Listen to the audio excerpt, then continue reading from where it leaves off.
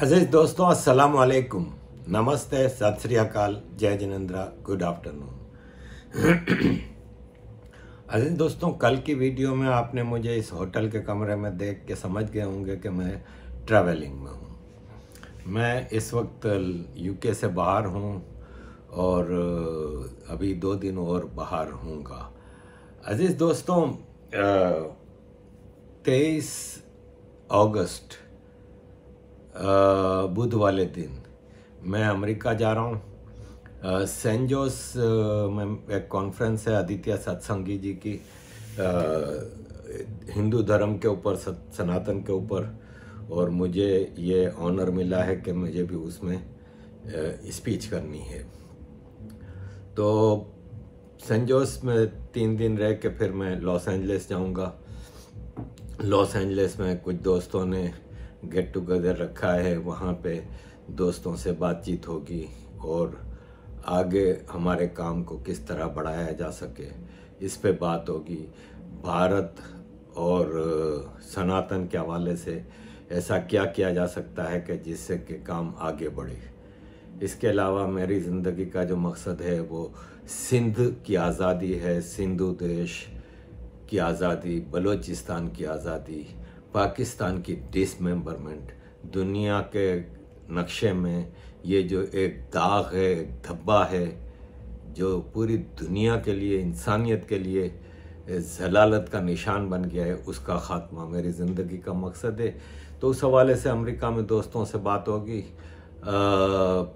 31 तारीख या पहली को मैं फिर न्यूयॉर्क चला जाऊंगा। वहाँ पे मैं न्यूयॉर्क में 1 हफ्ता रहूँगा। हो सकता है वहाँ से न्यूयॉर्क में भी और न्यू जर्सी में भी कुछ दोस्त गेट टुगेदर रख रहे हैं हमारे भारतीय लोगों के साथ, तो वो भी करना है। और फिर कोशिश होगी कि अगर मुझे 1-2 दिन का मौका मिला तो मैं वॉशिंगटन भी चक्कर लगा लूँगा, अगर वहाँ से कुछ दोस्तों ने कोई ऐसा प्रोग्राम रखा या कुछ हुआ तो। ये अमेरिका का प्रोग्राम है। 8 तारीख तक मैं अमेरिका में होऊंगा। तो अज़ीज़ दोस्तों, कोशिश है कि इन सारे कामों को आगे बढ़ाया जाए और साथ ही साथ आपसे भी कांटेक्ट को कंटिन्यू रखा जाए। अज़ीज़ दोस्तों, पाकिस्तान के हवाले से आपसे कुछ बात करनी थी। अमेरिका के एक जनरल हैं, जनरल फ्रैंक मैकेंजी। ये सेंटकॉम जो अमेरिका की है, जो अफ़गानिस्तान और एशिया के हवाले से, उसके चीफ थे। 2021 में फरवरी में ये पाकिस्तान आए थे, जब कतर दोहा में तालिबान के हवाले से अमेरिका और अफ़गान तालिबान के दरमियान मीटिंग्स हो रही थी और फिर एक नेगोशिएशंस के बाद एग्रीमेंट हुआ था जिससे अमेरिका ने पूरा अफ़गानिस्तान तालिबान के हवाले किया था। और उस वक्त इनकी मीटिंग जनरल कमर बाजवा और फैज़ हमीद के साथ हुई थी और उसमें ये सारा डिज़ाइन किया गया था। और ये पाकिस्तान को इस जनरल साहब ने ये गारंटी दी थी कि तालिबान के हवाले हम पूरा पाकिस्तान, अफ़गानिस्तान कर देंगे, और वो उन्होंने किया। अज़ीज़ दोस्तों, इसी हवाले से अगर अफ़गानिस्तान का ज़िक्र आया है तो मैं बात बताऊं कि शाह महमूद कुरैशी ने अभी एक ट्वीट की कि इमरान खान को जेल में गैर इंसानी सिचुएशन में रखा गया है। इसको एक ऐसे कमरे में रखा है जो बहुत ही छोटा है और जिसमें शावर नहीं है, जिसमें टॉयलेट ओपन खुला रखा गया है और इतनी बदबू आती है, और इसका टॉयलेट के बराबर में बिस्तर रखा गया है।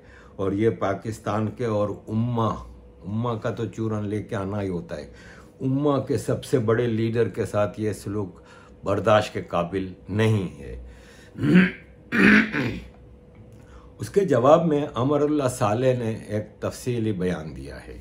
अमरुल्लाह साले जब अशरफ गनी तालिबान के टेक ओवर के बाद भाग गए थे तो अमरुल्लाह साले नहीं भागे थे, और ये वाइस प्रेसिडेंट थे अफ़गानिस्तान के, और प्रेसिडेंट नहीं था मुल्क में, अशरफ गनी चला गया था, तो officially he was president of Afghanistan, acting president.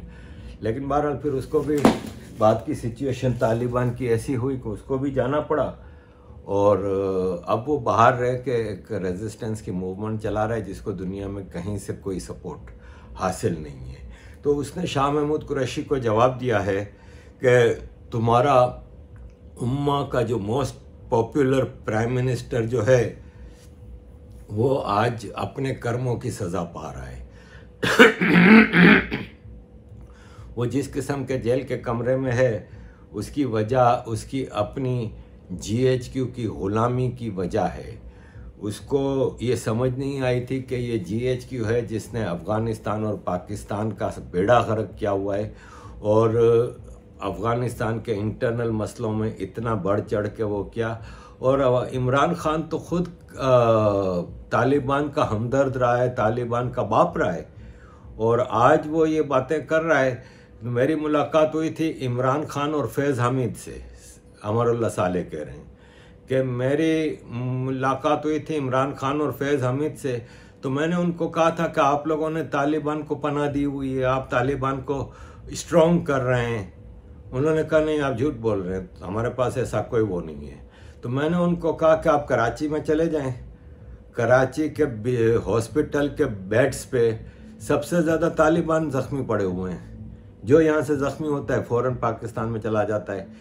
Quetta के 70% सर्जिकल बेड है ना, वो तालिबान के कब्ज़े में है, और ये सब सबूत है, आप जाके चेक कर सकते हैं, आपको तो पता ही होगा, आप तो पाकिस्तान के प्राइम मिनिस्टर हो। और फिर मैं मुड़ा फैज़ हमीद की तरफ, और जनरल फैज़ हमीद को मैंने कहा कि ये सब देख लो। तो जनरल फैज़ हमीद ने मेरी आंखों में देखा नहीं, ज़मीन पे इसकी नज़रें थीं, और झुकाए हुए सर झुकाए हुए उसने कहा कि नहीं ये झूठ है। तो कहता है ये इस तरह की बातें तो ये हमेशा करते आए हैं, और कहता है मैंने इमरान खान की गवर्नमेंट टूटने पे हमने जश्न नहीं मनाया, लेकिन हमें अफसोस ही हुआ कि आज पाकिस्तान आर्मी ने वही किया जो करती आई है। और इमरान खान को शायद अब समझ में आ गई हो कि शाह महमूद कुरैशी आज ये शिकवे कर रहे हैं, तो वो एक बार बात करके देख लें कि American assistant secretary of state Donald लू के साइफर के बारे में भी बता दें कि उसने सरकार तोड़ी और उसने किसको बोल के सरकार तोड़ी। ज़रा शाह महमूद कुरैशी खुल के बात करें ना, अगर इतनी हिम्मत है तो। और जिस जनरल फैसल नसीर को डर्टी हैरी कहते थे, जनरल फैसल नसीर का सारा कारनामा है। तो ज़रा शाह महमूद कुरैशी इतनी अपने अंदर हिम्मत पैदा करें। ये GHQ, ISI, Qatar, Taliban, USA, NATO, ये सब ने मिल के, और पाकिस्तान में मौलाना फजलुर रहमान के मदरसा नेटवर्क, ये सब पूरे रीजन में तबाही की जिम्मेदारी ये सब चीज़ें हैं। तो शाह महमूद कुरैशी खुल के बात करें और अफ़गान लोगों से माफ़ी मांगें कि आज इमरान खान जिस आप कमरे की बात कर रहे हैं, जेल में छोटे से कमरे में कैद है, उससे ज़्यादा बुरी सूरत हाल में मिलियंस ऑफ अफ़गान रह रहे हैं, और इसके ऊपर इमरान खान माफ़ी मांगे। तो बात इसने बिल्कुल सही की अजीज़ दोस्तों। पाकिस्तान आर्मी सिविलियन कंधे ढूंढता रहता है, और सिविलियन कंधों के ऊपर सवार चीज़ें चलाता है। ये जाहिद हुसैन हैं, एक ऑथर हैं, जर्नलिस्ट हैं। इन्होंने डॉन में आर्टिकल लिखा है कि अभी जो caretaker prime minister Anwaar ul Haq Kakar को लाया गया है, ये किसकी चॉइस है? कि अचानक एक लंगड़ा घोड़ा जो कि रेस में था ही नहीं, उसको प्राइम मिनिस्टर बनाने के पीछे कौन सी ताकतें थीं, ये सोचने की बात है। जबकि ये काम प्राइम मिनिस्टर का और अपोजिशन लीडर का था, तो अपोजिशन लीडर इतना तगड़ा कैसे हो गया कि प्राइम मिनिस्टर के सारे नाम रिफ्यूज़ हो गए, और शहबाज शरीफ ने जो नाम दिए थे, और अपोजिशन लीडर राजा रियाज के दिए हुए नाम को क्यों आगे बढ़ाया गया, और कौन ऐसी ताकत है? पाकिस्तान ऑलरेडी एक हाइब्रिड रेजिम तो था ही, अब तो ओपनली आर्मी आ गई है अपना एक घोड़ा लेके, और ये बात हकीकत भी है अजीज़ दोस्तों। मैंने आपको पहले ही कहा था कि इलेक्शन टाइम पे नहीं होंगे। राजा रियाज जो कि ओपोजिशन लीडर था, उसने साफ कह दिया है जिस दिन केयरटेकर सेटअप आया कि इलेक्शन फरवरी तक नहीं होंगे। अगर फरवरी में भी अगर पीटीआई इलेक्शन में हुई तो फरवरी में भी इलेक्शन नहीं होंगे। और आज अभी इलेक्शन कमीशन ऑफ पाकिस्तान ने कहा है कि हमें इलेक्टोरल बाउंड्रीज डीमार्केशन करनी है नई सेंसस के तहत। इसमें बहुत टाइम लगेगा, तो अभी आप 3 महीने में तो इलेक्शन भूल जाएं, बिल्कुल इलेक्शन नहीं होंगे। और यही मकसद था आर्मी का, यही मकसद चाइना का था और यही मकसद अमेरिका का था कि पाकिस्तान में सिविलियन गवर्नमेंट्स आती हैं ना, तो वो इंटरनेशनल डिज़ाइनर्स की डिज़ाइन को ख़राब कर देती हैं। नवाज शरीफ आया तो मोदी जी लाहौर पहुंच गए, अचानक तो नहीं आए, बगैर बताए तो नहीं आए, कोई पीछे बैकग्राउंड में कोई बातें हुई होंगी। और उस वक्त नज़र आ रहा था कि कोई कश्मीर के हवाले से फैसले होंगे, इंडिया पाकिस्तान ट्रेड के हवाले से। ये पाकिस्तान आर्मी को भी कबूल नहीं था और इंटरनेशनल डिज़ाइनर्स को भी कबूल नहीं था, तो इसलिए नवाज शरीफ को हटाया गया। इमरान खान आया। इमरान खान पहले तो ज़ाहिर जिनके ज़रिए आया था, जिन्होंने इसको प्राइम मिनिस्टर बनाया था, तो उसको अपनी औकात का पता था। लेकिन फिर इसको पॉपुलैरिटी का भूत चढ़ गया कि मैं तो पाकिस्तान में, पब्लिक मेरे साथ है। पब्लिक तो फारिग पब्लिक है, पब्लिक का क्या है? पब्लिक की पाकिस्तान में कोई औकात है? एक डेमोक्रेटिक कंट्री में पब्लिक की हैसियत होती है। एक डेमोक्रेटिक कंट्री में, इंडिया में आज राहुल गांधी लगा हुआ है पब्लिक के साथ, सब पब्लिक के साथ अंदर घुसने की कोशिश कर रहे हैं कि इनको पता है कि इधर इलेक्शन जीत के ही हम सरकार बना सकते हैं। ये पाकिस्तान नहीं है कि जहाँ पे आर्मी जिसको मर्जी आए बना दे। तो इमरान खान को जब पॉपुलैरिटी का भूत चढ़ा और रशिया पहुँच गया, उसमें होता यह है कि आर्मी ने ही इसको इजाज़त दी थी। और आर्मी दुनिया की नंबर 1 एजेंसी की इंटेलिजेंस का यह हाल था कि इनको पता ही नहीं था कि रशिया यूक्रेन में घुस रहा है। वरना ना इमरान खान उस दिन जाता, ना जनरल बाजवा उसको जाने देता। उनको अंदाज़ा ही नहीं था कि यहाँ पे तो यूक्रेन में रशिया इन्वेजन कर रहा है। और यही हुआ कि वो जिस दिन पहुँचा उस दिन रशिया ने यूक्रेन पे चढ़ाई कर दी और अमेरिका को भारी लगा। तो आर्मी ने सारे इमरान खान के ऊपर टोपी चढ़ा दी कि हमें तो पता ही नहीं, इमरान खान चला गया। तो अमेरिका, जैसे कि मैं पहले कई बार बता चुका हूँ कि जब कोई स्पेशल ज़रूरत होती है ना, तो वो पाकिस्तान में डायरेक्ट आर्मी का रूल चाहता है। अब सिचुएशन ये है कि अमेरिका का स्पेशल कुछ ना कुछ है, क्योंकि आप ये देखें कि चाइना की फॉरेन अफेयर्स मिनिस्ट्री के स्पोक्स पर्सन वांग वेनबिन ने कहा है कि दुनिया इधर से उधर हो जाए, पाकिस्तान और चाइना की दोस्ती लोहे की दोस्ती है, लोहे से मजबूत दोस्ती है और ये किसी भी सूरत में ख़राब नहीं होगी। चाइना पाकिस्तान हमेशा मजबूत दोस्त रहेंगे। इसके बाद फ़ौरन बाद अमेरिका के foreign minister, secretary of state Blinken साहब ने कहा कि हम पाकिस्तान के साथ हर मुश्किल वक्त में खड़े हैं, हम पाकिस्तान का नुकसान नहीं होने देंगे। और पाकिस्तान का जो नया सेटअप आया है प्राइम मिनिस्टर अनवारुल हक काकड़ का, उसके साथ मिलकर हम सरकार बनाएंगे। तो उस अनवारुल हक काकड़ की औकात क्या है, हैसियत क्या है, ये सबको पता है। ये आर्मी के साथ मिलकर पाकिस्तान को आगे बढ़ाने की बात हो रही है। तो अजीज़ दोस्तों, इंटरनेशनल पावर्स पाकिस्तान को आर्मी के कंट्रोल में देना चाहते हैं और पाकिस्तान को ज़िंदा रखना चाहते हैं। ये और बात है कि आईसीयू में ही रहेगा पाकिस्तान बस बेड पे पड़ा रहेगा और उसको ड्रिप पे ड्रिप लगाती जाएंगे, यही चलता रहेगा।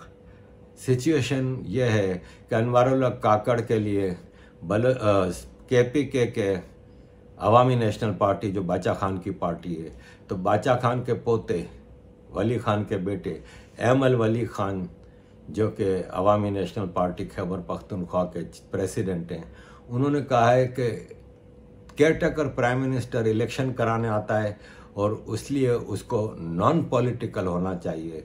कॉन्स्टिट्यूशन कहता है कि केयरटेकर प्राइम मिनिस्टर एक नॉन पॉलिटिकल होना चाहिए। आप कह तो रहे हैं कि ये नॉन पॉलिटिकल है अनवारुल हक काकड़, लेकिन ये नॉन पॉलिटिकल कैसा है? ये तो बलूचिस्तान अवामी पार्टी, बाप पार्टी का मेंबर है और बाप पार्टी का बाप कमर जावेद बाजवा था, तो जाहिर है अब जब बाजवा के बाद आसिम मुनीर आया है तो वो उसका बाप है। तो ये एक तो बाप पार्टी है, वो पॉलिटिकल पार्टी है, दूसरा आर्मी का बंदा है। तो जिस तरह आर्मी पिछले इलेक्शन में एक केयरटेकर ऐसे बंदे को लाई थी जो कि पॉलिटिकल था और उसने आर्मी के इशारे पे गलत आदमी के हवाले हुकूमत कर दी, यानी इमरान खान के, तो अब ये गलत काम शुरू हो चुका है। बलूचिस्तान नेशनल पार्टी के सरदार अख्तर मैंगल ने कहा है, नवाज शरीफ को ख़त लिखा है कि आपके भाई प्राइम मिनिस्टर होते हुए उन्होंने केयरटेकर के लिए अनवारुल हक का नाम कैसे सजेस्ट किया। अनवारुल हक बलूचिस्तान मूवमेंट के ख़िलाफ़ है, वो आर्मी का एजेंडा बलूचिस्तान में आगे बढ़ाता है और हम जैसे लोगों के लिए तो बलूचिस्तान में आपने रास्ते बंद कर दिए। हमारी सियासत अब ख़त्म हो गई बलूचिस्तान में क्योंकि आपने एक ऐसे आदमी का अपॉइंटमेंट कर दिया। अब अख्तर मैंगल हों, एमल वली ख़ान हों, आपको नवाज़ शरीफ या किसी से शिकवे की कोई ज़रूरत नहीं। आप हमसे ज़्यादा पाकिस्तान की चीज़ों को जानते हैं कि नवाज़ शरीफ की औकात नहीं कि वो प्राइम मिनिस्टर किसी को लगाए। ये आर्मी का फ़ैसला था और आर्मी ने लगाया है और आप उस पर किसी को शिकवा नहीं कर सकते। उल्टा खुद नवाज़ शरीफ को हैरान हुआ, उसको खुद को नहीं पता था कि अनवारुल हक काकड़ आएगा। आया, जरदारी बढ़ चढ़ के अब गुलाम अब्बास जिलानी का नाम दे रहा था, ये अपने समधी इसाक डार को नाम दे रहे थे, कभी खाकान अब्बासी को दे रहे थे। आया वही जो आर्मी चाहती थी। और नवाज़ शरीफ की अपनी हैसियत ये है कि नवाज़ शरीफ आज से 4 साल पहले जब इसको सज़ा हुई थी तो इलाज के बहाने 2 हफ्ते की इजाज़त लेके कोर्ट से गया था और अब ये पाकिस्तान ही नहीं आ रहा और अभी भी एक्सक्यूज़ ये भेज रहा है, इसके वकील अदालतों में ये एक्सक्यूज़ दे रहे हैं कि नवाज़ शरीफ सफ़र करने की पोजीशन में नहीं है, उनकी हालत ऐसी नहीं है, जबकि वो अभी 2 महीने सऊदी अरब और दुबई रह के गया है। तो जब लंदन से दुबई तक 7 घंटे की फ़्लाइट लेके आ सकता है, वो 1.5 घंटे की और फ्लाइट लेके लाहौर क्यों नहीं आ सकता? कि लाहौर में तो इसका अपना महल जैसा घर है, दुबई में तो फिर आपको होटलों में रहना पड़ा था, तो पाकिस्तान क्यों नहीं आ सकते? ये नवाज़ शरीफ मुस्लिम लीग नून का अगले इलेक्शन में प्राइम मिनिस्टरियल कैंडिडेट है और जो प्राइम मिनिस्टर बनना चाह रहा है वो पाकिस्तान नहीं आ सकता। अब ये इसलिए नहीं आ सकता कि अभी इसके ऊपर कई केसेस हैं और कई केसेस में इसको सज़ा है। ये अदालत के हिसाब से मफरूर है क्योंकि 2 हफ्ते की इजाज़त लेके गया था, वापस नहीं आया, तो ये मफरूर है और वो अब पाकिस्तान में अगले प्राइम मिनिस्टर बनने की बात कर रहा है जो कि पाकिस्तान आने को तैयार नहीं है। राना सनाउल्लाह जो शहबाज शरीफ का होम मिनिस्टर था, उसने कहा है कि हमें पावरफुल क्वार्टर्स से गारंटी मिल गई है कि नवाज शरीफ वापस पाकिस्तान आएगा तो इसको सज़ा नहीं होगी, गिरफ्तार नहीं होगा।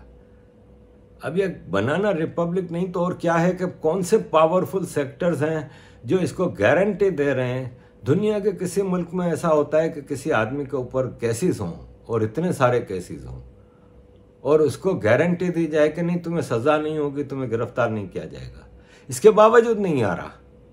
अब सुनने में आया है कि सितंबर में चीफ जस्टिस अता उमर बंदियाल रिटायर हो रहा है और जब तक ये रिटायर नहीं होता इमरान खान नहीं आएगा। जस्टिस फाइज ईसा अगला चीफ जस्टिस होगा और जब जस्टिस फाइज ईसा चीफ जस्टिस बनेगा फिर ही आएगा क्योंकि फिर उसको पता है कि वो नहीं सज़ा देगा। तो फिर आप समझ सकते हैं कि पाकिस्तान का अदालती निज़ाम कैसा है। अजीज़ दोस्तों, इमरान खान के हवाले से बात करने से पहले 2 बातें और छोटी सी आपके सामने रखूंगा कि हमारे army chief general Asim Munir ने कहा है कि हम एक बहुत ही इम्पोर्टेंट और डिफ़िकल्ट पीरियड से गुजर रहे हैं। ये बचपन से हम सुनते आए हैं, ज़ियाउल हक ने भी यही कहा था, भुट्टो ने भी यही कहा था कि हम बहुत ही डिफ़िकल्ट और इम्पोर्टेंट पीरियड से गुजर रहे हैं। हमें ज्योग्राफिकल और पॉलिटिकल डिस्प्यूट्स का सामना है। ये भी हम बचपन से सुन के आए हैं क्योंकि पाकिस्तान खुद ज्योग्राफिकल और पॉलिटिकल डिस्प्यूट में आर्मी ने पाकिस्तान को फंसा कर रखा हुआ है, कभी अफगानिस्तान, कभी भारत। और इंटरनली पॉलिटिकल डिस्प्यूट्स, पावर के कंट्रोल की स्ट्रगल चल रही है इस वक्त, वो भी हमेशा आपने जारी रखी है।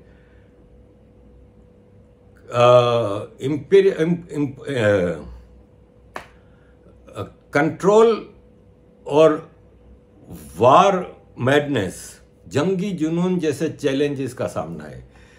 आसिम मुनीर, ये सब तुम्हारी आर्मी का किया धरा है और ये सब तुम लोगों ने किया है।